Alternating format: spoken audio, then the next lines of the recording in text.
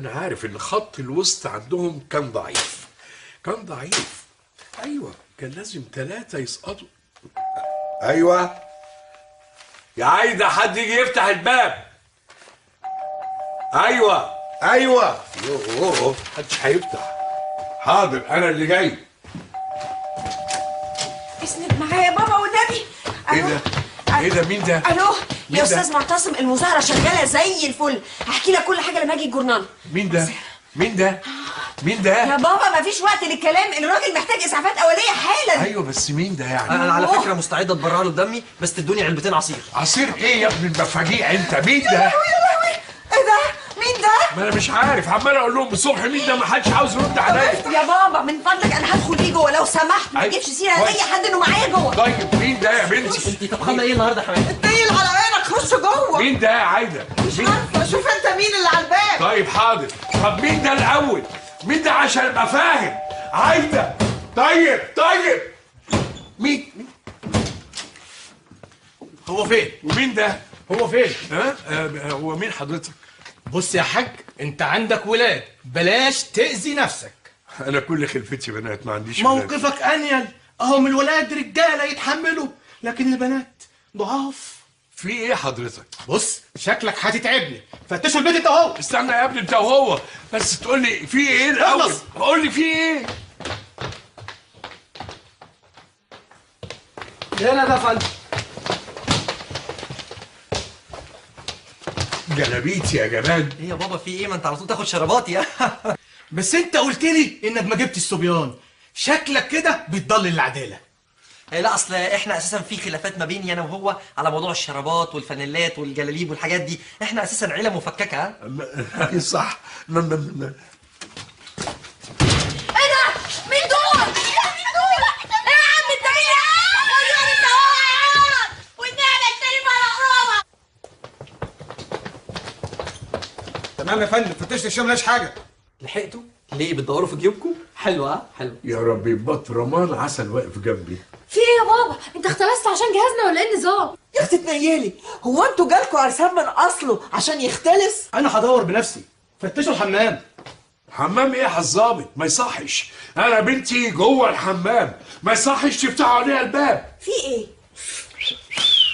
اختي حبيبتي. حمام العافيه. في ايه حضرتك؟ شفت اهي بنتي لسه خارجه من الحمام، زي ما قلت لك ما كدبتش عليك، وما عندهاش فكره عن حاجه خالص. في واحد خطير هربان وكنا يا خبر ابيض، ده اكيد مستخبي عند حد في الشارع وممكن يأذينا. لا انتوا لازم تدوروا عليه كويس. ما تقلقيش يا اموره، مش هرجع مكتبي غير وانا ايدي في ايديه في الحديد. هي دي ثقتنا برضو في رجال الشرطه البواسل، عيون مصر الساهره على راحتها. بجد شايفانا كده؟ شكلك كده متعاونه. لو عرفت اي حاجه كلميني على الرقم ده 012 316 5406، رنه صغيره وانا هكلمك من هو بلاش عندنا من الوزاره عشان نقبض على المجرم الخطير ده. طب مفيش يعني مكافأة عشان نتحمس وندور بضمير؟ ساعة يد ساعة حائط كده يعني. انت بتخدم مصر يا علي. يا منعم. يا استاذ. لا ادام بخدم مصر انا احط من جيبي. طب مع السلامة، اتفضلوا مع السلامة وتعالوا. ها خلوا بالكم بالسلمة المكسورة. عسل. بقول لك ايه، انت تاخدي الجدع اللي جوه ده وتنزلي فورا من هنا. بقول لك ايه يا ريهام، هو مين الجدع اللي متلقح جوه ده؟ ايه يا جماعه، ده طالب جامعي اتظاهر في مظاهره واتصاب عادي يعني. واحنا مالنا؟ احنا مالنا؟ بقول لك تاخديه فورا وتنزلي من هنا، مش ناقصين بلاوي. طب خش كلهم دلوقتي، خشوا.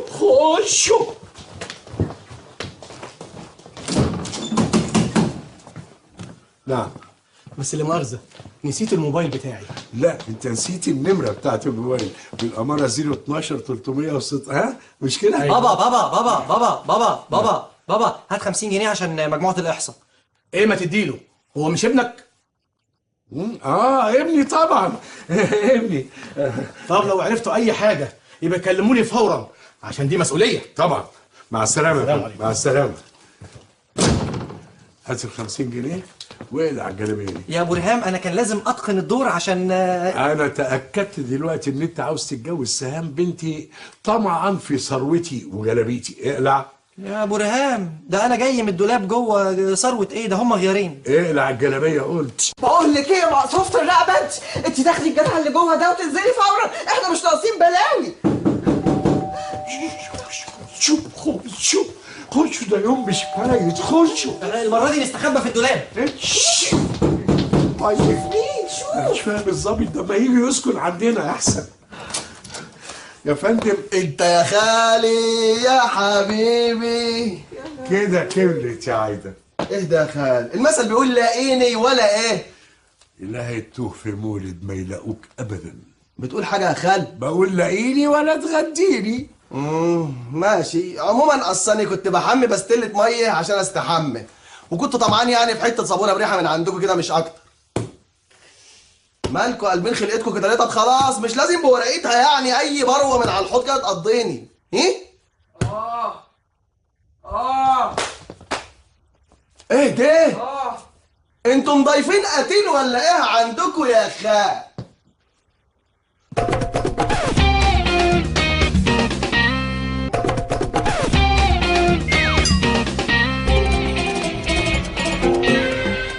على كده بقى صاحبنا اللي جوه ده اجدع منك. مين ده؟ اللي بينازع جوه زي الولاء ده؟ ايوه لا اجدع منك، ده اتصاب عشان وطنه. يا عم وطني ايه؟ هو انت كنت شفت وطنيه ولا تعرف وطنيه من اساسه؟ ده انا جدي ابو ابويا اثر في عركه التل الكبير 120 عسكري انجليزي على فرنساوي كده، وقفل عليهم في صالون الحلاقه. يا راجل، امال احنا عيله كده، ما تقومش عركه من دول الا لما تلاقي فيها واحد مننا اخ اخت خال عم. ايوه بس ما تنكرش برضه ان اللي جوه ده وطني، هو اجدع منك. يا عم ما فيش حد اجدع من تامر اساسا، انتوا لا شفتوا جدعانه ولا تعرفوا جدعانه من اصله. يا تامر انا عارف انت كلك مميزات، بس في حته الجدعنه دي هو فارق سن. هو لا فارق سنه ولا فارق من نص، مفيش حد اجدع من تامر اساسا، انتوا لا شفتوا جدعانه ولا تعرفوا جدعانه. يا سيدي ماشي، انا عارف الكلام ده كله، بس ده راجل وطني. انت عملت ايه؟ وطني يعني ايه؟ انت ما تعرفش ده من اشهر شهداء الجيزه. جيزه؟ ما تعرفش ان حلوان عايزه تحتل الجيزه؟ على جثتي. انا مش فاهمه انت جبتي الكلام الفارغ ده منين؟ انا مالي، لسه التلفزيون زي بيان باسمه واوصافه وصورته كمان. يا لهوي يا لهوي، ما هو ما تنزل البلايا غير على الولايه.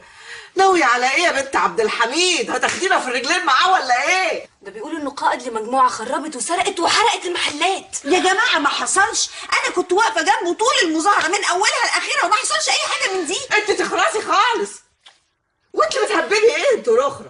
الله يا مامتي، مش بسعفه. ليه يا حبيبتي؟ هو صف قصته؟ الحقوني الحقوني الحقوني. الواد الزفت اللي اسمه تامر قاعد بره ومش عاوز يمشي. قال ايه؟ الميه ضربت في اوضته وهيبات عندنا. ما تخافش يا بابا، طارق معايا وهيضلله، ما تخافش. ده لا يمكن يحصل ابدا. ليه؟ هفقات احنا؟ تخيل لما يضموا مترو ضواحي الجيزه لخط حلوان. ده كده الاشتراك بتاعي ده عليا يا سنه سوخه. يا خوفي من التاريخ مش هيرحمنا ساعتها. الحكايه مش حكايه خوف، تامر ما يخافش غير من اللي خلقه بس. احنا ده واجب، احنا فداء تراب عفار ارض الجيزه. تخيل منظر الجرافات والعيال بتوع حلوان داخلين مسطحين بالسنج والاربجيهات ورافعين علم الحديقه اليابانيه وجايين من نفق نصر الدين على ميدان الجيزه يساووا الاخضر باليابس. تخيل منظر الارامل، الاطفال، العجايز، بنات ثانوي تجاري. كفايه. تخيل منظرهم وهم بيزيلوا كل معالم وحضاره ارض الجيزه. لا كشري زيزو، كبدة أولاد رسلان، مقلة التقوى، حلواني الشام. ده لا يمكن يحصل ابدا، ورئة تامر لسه بياخد ويدي معاها الغلاف الجوي. عشان كده يا تامر احنا لازم نقاوم زي البطل اللي جوه لجدع منك ده اللي اتصاب وهو بيقاوم. مقاومة ايه؟ هو انتوا شفتوا مقاومة ولا تعرفوا مقاومة من اساسه؟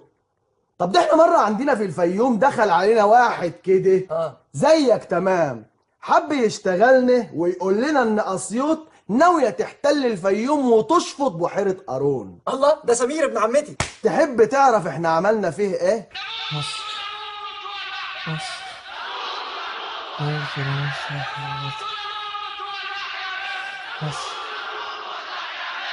مصر. ايه؟ يا عم مين اللي احنا مخبينه ده؟ انت بتتكلم على ايه يا قاض؟ يا بت انا شايفه بعينيا الجوز اللي هياكلهم الدود. ده الدود نفسه حلوة قوي. بتقولي حاجة يا بنت خالي اللي من لحمي ودمي؟ لا ما بقولش، بس يعني احلف لك بايه ان ده صاحب بابا عادي، يعني صاحبه في المدرسة. العيال زقلوه بالطوب في الفسحة عشان قفل لهم المحبس او النعمة. لفيني يا بت، لفيني كمان يا تلفيني كمان لفتين. يا بت عيب. اسمعي، انت تروحي تقولي لعبد الحميد خالد ايه؟ تامر بيقول لك عيب تقبض مبلغ المكافأة لوحدك. ده ليه؟ لأن أكيد البوليس هيعلن عن مكافأة كبيرة للأسرع والأدق في القبض على المجرم، وبناء عليه أنا أولى بيه، أنا بكون نفسي. عشان كده أنا لازق هنا جنب باب العمارة تحسبا لأنه ينزل عشان أقفشه وأسلمه. إيه؟ إيه؟ اتفضل يلا معايا دلوقتي ننزل حالا يلا. تعالي يا حبيبتي، تعالي اما اعرفك. وفاء هانم اخت المحروس وائل، دي بقى الهام بنتي، اهدى واحده في بناتي. رحنا في 60 داهية ان شاء الله. الحيوان اللي اسمه تامر ده عايز يبلغ عن حضرتك.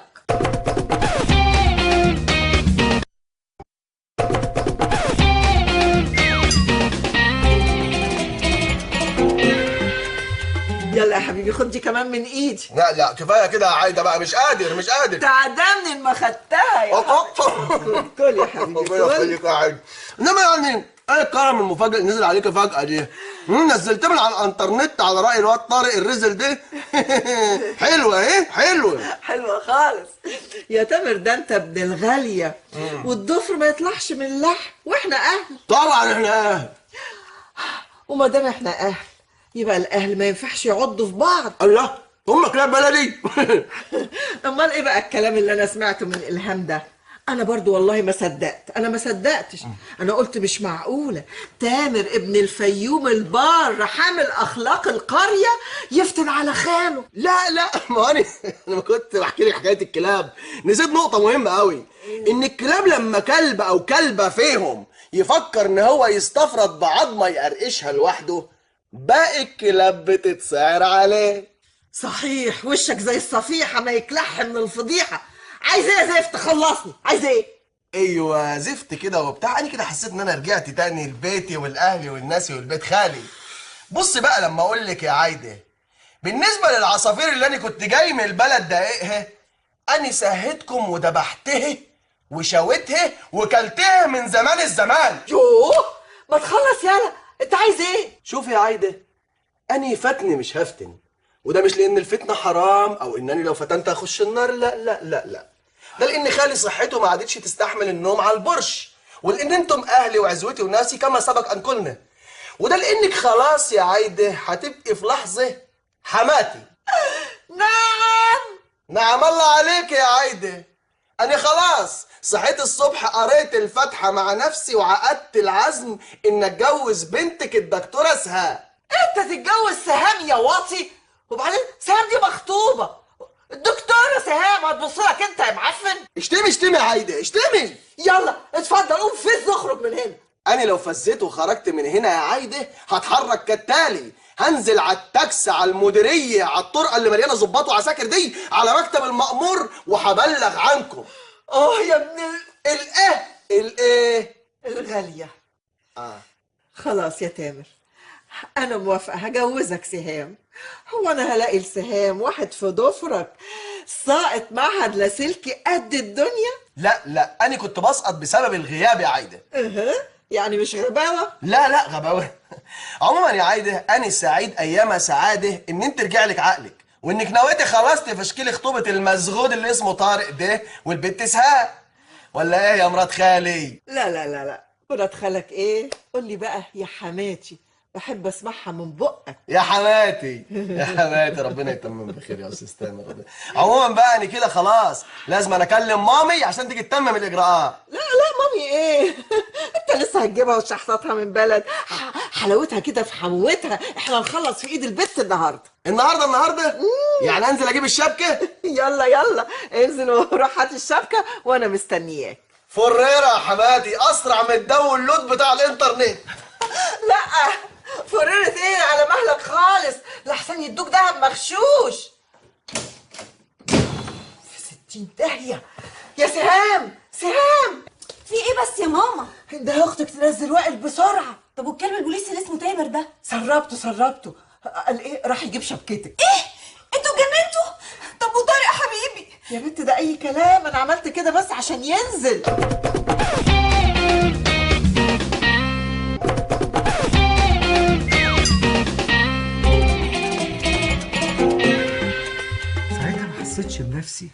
وانا شايل علم مصر على كتف، شايل صاحبي اللي بينزف على كتف، وبهتف زي محمد ثروت: مصر يا اول نور في الدنيا.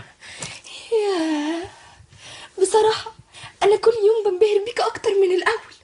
أنا بموت في وطنيتك وبحب فيك غيرتك على بلدك، وطبعا بصراحة أكتر وأكتر بموت في عينيك.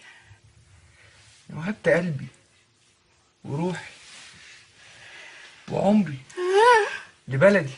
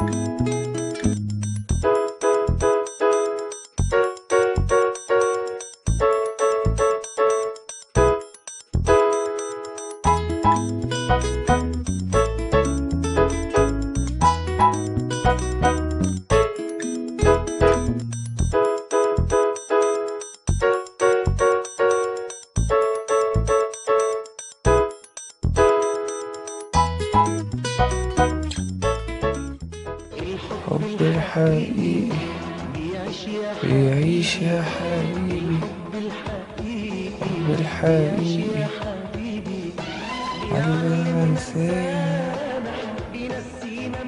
حب الحقيقي.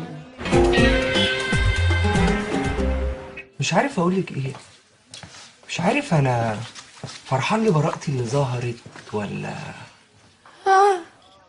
مش مجمع الصراحة. بس أنا شايفاها في عينيك بجد انا مش عارف ايه اللي حصل لي في الفترة اللي قعدتها عندكم.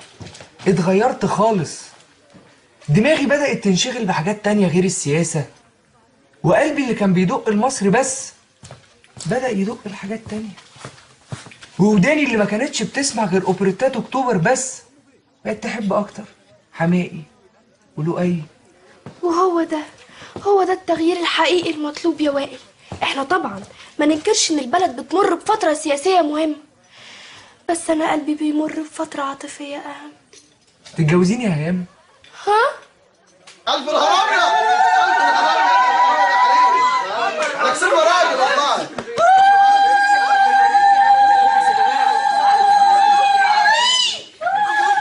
مبروك يا حبيبي بعد الشربات يا حبيبي. يلا بركة والله، ألف بركة. عقبالك يا حبيبتي، عقبالك عقبالك.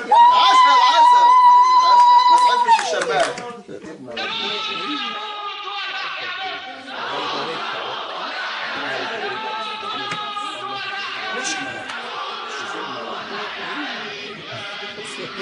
مش هنخاف، مش هنطاطي، احنا كرهنا الصوت الواطي.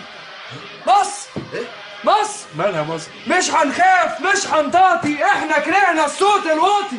مصر مش هنخاف، مش هنطاطي، احنا كرهنا الصوت الواطي. في يا عم مش عارف بيقول مش هنخاف مش هنطاطي.